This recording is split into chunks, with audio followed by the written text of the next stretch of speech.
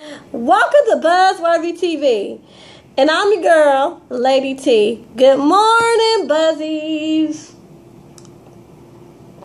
Y'all like that? Yeah, I came up with that name because I feel like y'all my buzzy, y'all my buddy / subs. So, my Buzzies, you know? So anyway, what's up, Buzzies? It's early Monday morning. About to, head out to the gym, drinking some tea. And just wanted to talk to y'all. Y'all know Mona, the two Pinterest, aka Mona Scott Young and Shaunie O'Neal, they combined their forces, their pimp forces for good instead of for evil, and gave us Love and Hip Hop along with the premiere of Basketball Wives. So I'm like, really? If y'all ain't about y'all money, I don't know who is. But I was here for it. So anyway, y'all, let's get into the episode. Okay, so the episode picks back up with Rashida looking stupid as hell, banging on Ashley Nicole's door because she think that Kirk is in her room. So she's banging on the door. Bam, bam, bam. And Ashley opens the door. And guess what? Ashley's in there with her girlfriend. And I'm like, Rashida, serves your dumb ass right. Who in the middle of the night gonna just jump out their bed and just go drive to, who knows where to go confront a nigga? You better wait till that nigga got home. But anyway, so she finds out that, Ashley was there with a chick. And instead of apologizing, Rashida is like, well, the only reason I came at you like that is because you came off as a thought and you was all up in my man's face. And I'm like, Rashida, honey child, you were wrong. So admit that you were wrong and move on. Like, yeah, she shouldn't have said what she said to you and all that. But you busting up in her room in the middle of the night was uncalled for. So you owe her an apology for that. So anyway, then after that, we have Mimi and Jazzy Faye. Now, she is trying to do damage control because both her artists are like done with her. Jessica Dime, she almost out the door. And Tiffany Fox, she just like, heck no, I don't want to deal with her. So anyway, like I said, Mimi's doing damage control and she's meeting up with Jazzy Faye. She's apologizing for Jazzy Faye on how the meeting had went and left. And she wants to know what, she can do to make things right. And he like, look, Jessica Dime Penny or whatever, I'm not feeling her. She look like the Pink Panther. She can't sing. I'm really trying to hook up with Tiffany Fox, And I can understand. Tiffany Fox has a name for herself, a real name. And she actually got some skills. So I understood why somebody like Jazzy Faye would want to be associated with Tiffany Fox instead of Jessica Dime Penny. And yes, I'm going to keep calling her that because that shit is hilarious. I think I like the Pink Panther more, though. I don't know. What y'all think? Pink Panther, Jessica Dime Penny, it all works. So anyway, she's like, cool, I'm going to see what I can do about hooking this up with you and Tiffany Fox. So after that, we got Young Jock and KD. Young Jock is tired of sleeping on people's couches. He's tired of not having no real place to stay. So he just like, forget it. Screw it. I need to get my life right. So I'm going to just go ahead and get this junk together and settle with KD. She the most stable. I'm going to just go ahead and see what she about. So anyway, he gets to KD's apartment. And KD was like, even though I told Young Jock I wasn't ready for us to get back together, I can't help it. I do miss him. Like, you got to be the dumbest person I ever met, KD. I can't deal. Why are you, like I said, I know this stuff is scripted, but again, I wonder, why do you put yourself out there to be the dumbest of the dumb? Like her and Rashida, that boggles my mind. So, anyway, they get to talking, and Jock gives her some papers, and she's like, what is this? And he's like, that's my divorce decree. And of course she lights up like a freaking Christmas tree. And she like, really? He's like, yeah, it's been a long time coming. And, I know I did a lot of things right, but I think this is a step in the right direction. I really want to be with you and things of that nature. And, like I said, she over the moon. And like, wow, he must really want to be with me. For someone who, who has been separated from his wife for years and saw no reason to get a divorce, for him to take this step, that must really mean he wants to be with me. No, that just really means he needs a place to stay, KD. Anyway, so then we got Deb and Kalina.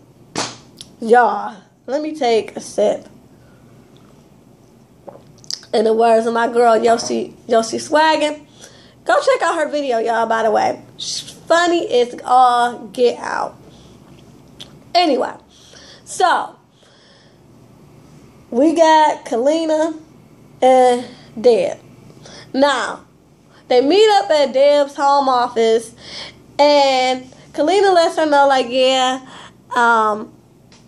Tony, he signed the papers. I didn't think he was going to sign them that quick, but yeah, he signed the papers or whatever.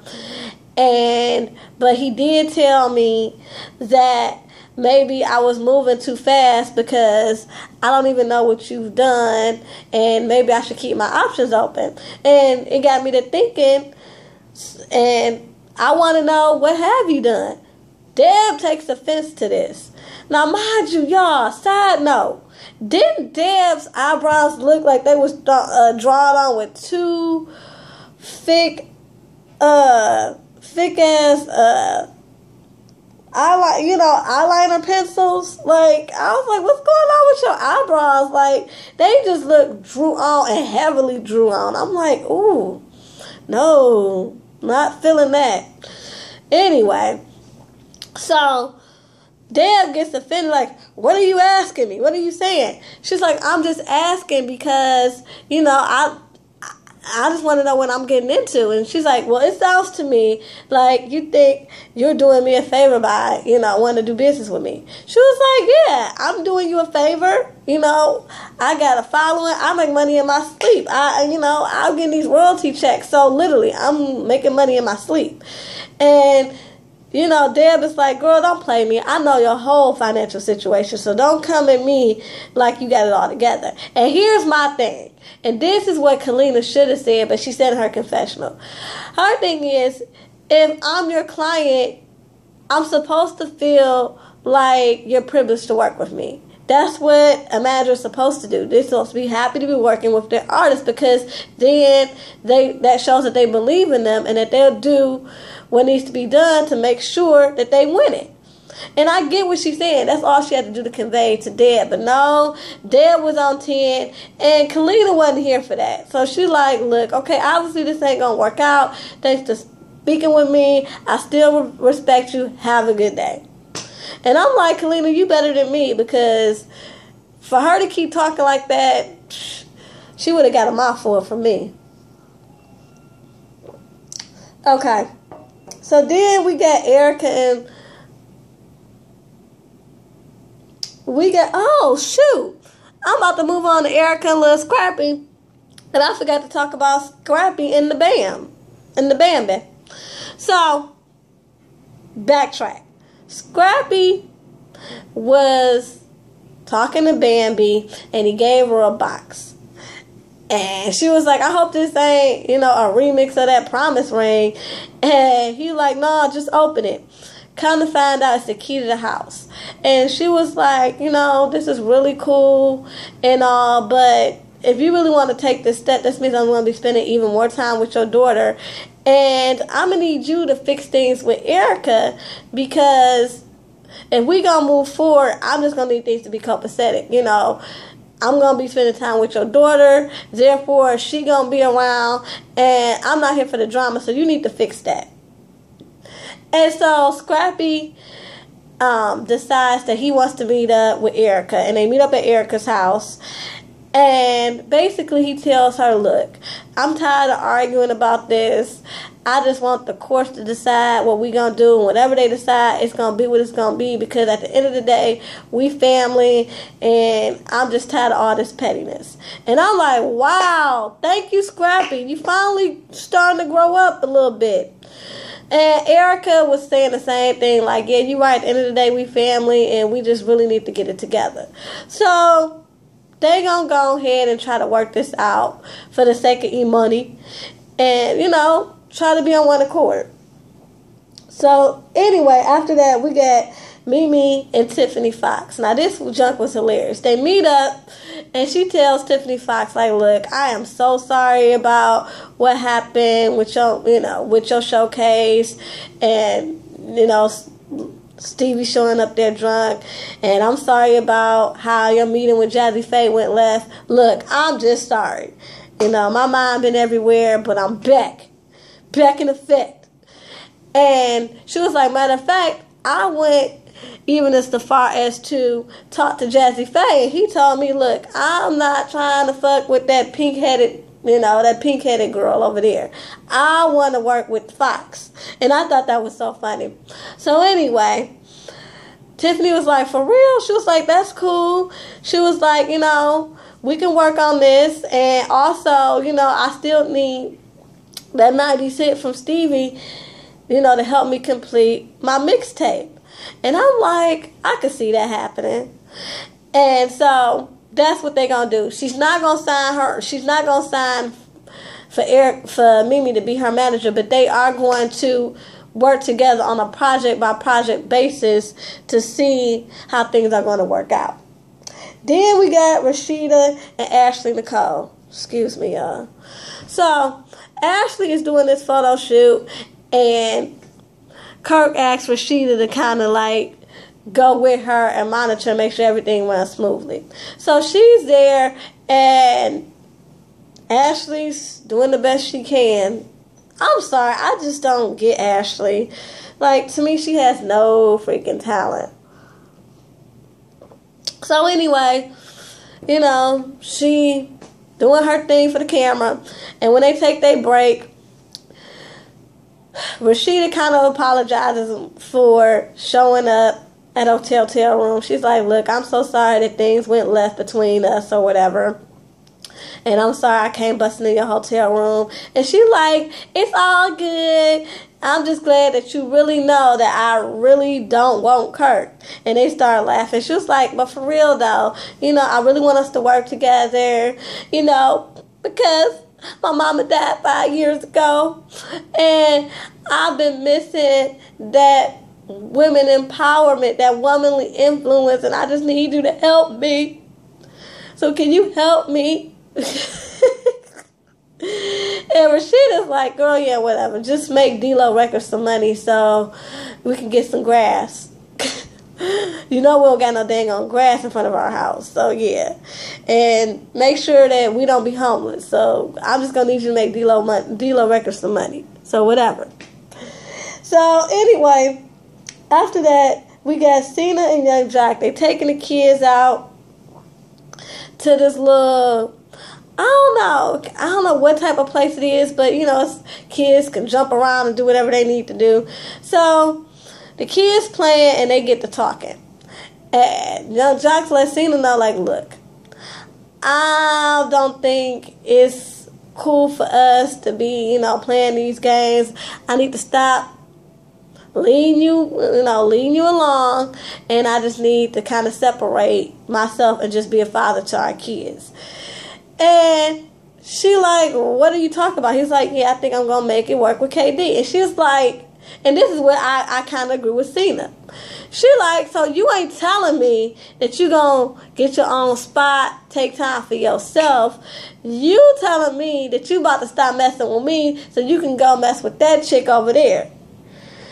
And I'm looking at like, yeah, that's exactly what he's telling you. Absolutely. You don't have enough money for him. He got to go where the money at, you know. And he like, look, I'm just trying to be honest with you, dog. And, you know, she hitting him upside the head and stuff. And this is my thing with Cena. Cena, why are you hitting him upside the head?